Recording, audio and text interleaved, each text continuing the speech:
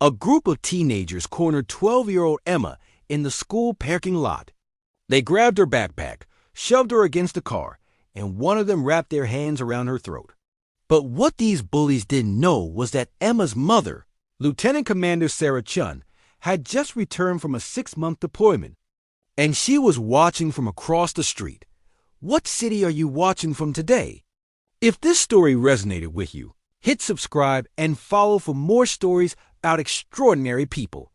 Let me take you back to how this all started. Emma Chen was the new girl at Riverside Middle School in San Diego. She'd moved 7 times in her 12 years of life because of her mother's Navy career. Each move meant new friends, new teachers, new everything. And each time Emma had to prove herself all over again. Her mother, Sarah, was one of the few female Navy SEALs in the entire military. She'd spent the last 6 months on a classified mission overseas, leaving Emma with her grandmother. Sarah had missed Emma's birthday, her science fair victory, and countless dinners. But today, she was finally home. Sarah had planned to surprise Emma after school. She parked across from Riverside Middle, watching students pour out of the building, scanning the crowd for her daughter's familiar face. That's when she saw them, 3 8th graders. 2 girls and a boy surrounded Emma near the bike racks. Sarah recognized the body language immediately. Years of combat training had taught her to read threats before they escalated. Emma's shoulders were hunched, her backpack clutched to her chest like a shield. The tallest girl, wearing a varsity jacket, snatched Emma's backpack and threw it to the ground. Books and papers scattered across the pavement. The boy shoved Emma backward. She stumbled but didn't fall. Sarah's hand moved to her car door handle, but she stopped herself. She'd always taught Emma to stand up for herself, to be strong. But when one of the girls grabbed Emma by the throat and slammed her against a parked car, every maternal instinct in Sarah's body screamed. Sarah was out of her car in seconds, moving with the silent precision that had made her legendary in the teens. She crossed the street so quietly that none of the teenagers noticed her approach. "I believe you have your hands on my daughter," Sarah said. Her voice level and calm. The girl holding Emma's throat spun around, startled. She was probably 15, used to intimidating younger kids. She looked Sarah up and down and smirked. "Yeah? And who are you supposed to be? Her bodyguard?" Sarah stepped closer, her presence suddenly filling the space. She was 5'6", but something in her posture made her seem much larger.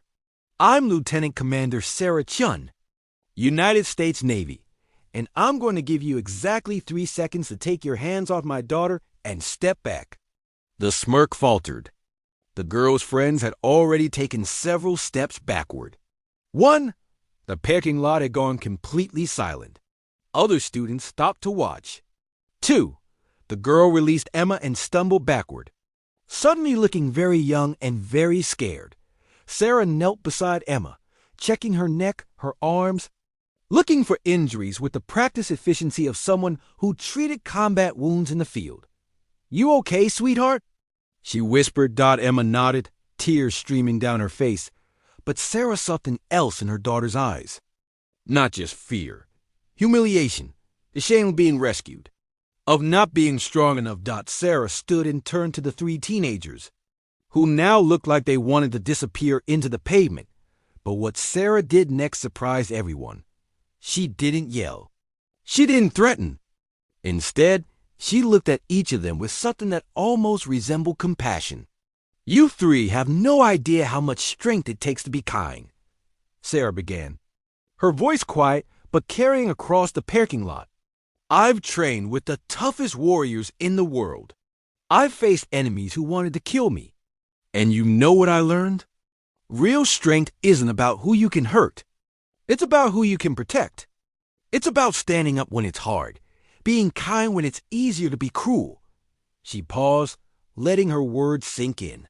"My daughter has moved 7 times because I serve our country. She's had to start over again and again, making new friends, learning new schools. Do you know how much courage that takes? More courage than ganging up on someone smaller than you." The girl in the varsity jacket was crying now. The boy stared at his shoes. Emma doesn't need me to fight her battles, Sarah continued. But I need you to understand something.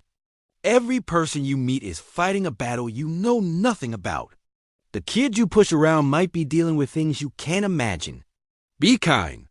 Not because someone's mother might be a Navy SEAL, but because it's the right thing to do. Sarah turned back to Emma and helped her gather her scattered books. As they walked to the car, Emma finally spoke.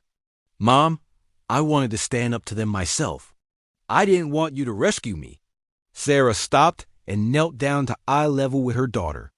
Baby girl, asking for help isn't weakness. Accepting support isn't failure. I've had teammates save my life more times than I can count. That doesn't make me weak. It makes me human. It makes me part of something bigger than myself. She pulled Emma into a hug. You are the strongest person I know. Not because you can fight your own battles alone, but because you keep showing up, keep trying, keep being kind even when the world isn't kind to you. That's real courage. 3 weeks later, the girl in the varsity jacket approached Emma at lunch. She apologized, really apologized. She'd been dealing with her parents' divorce and had been taking it out on others. She asked if Emma wanted to sit together. Emma looked at her for a long moment, then nodded. Because Emma had learned from the strongest person she knew that real strength is choosing compassion over revenge, understanding over anger, and connection over isolation. Sometimes the battles we fight aren't won with force. They're won with words, with wisdom, with the courage to be vulnerable and the strength to be kind. If this story touched your heart, give it a like and share it with someone who needs to hear it today. Subscribe to Soul Relief Stories for more inspiring tales that remind us of the goodness in humanity. And leave a comment telling me about a time someone showed you unexpected kindness.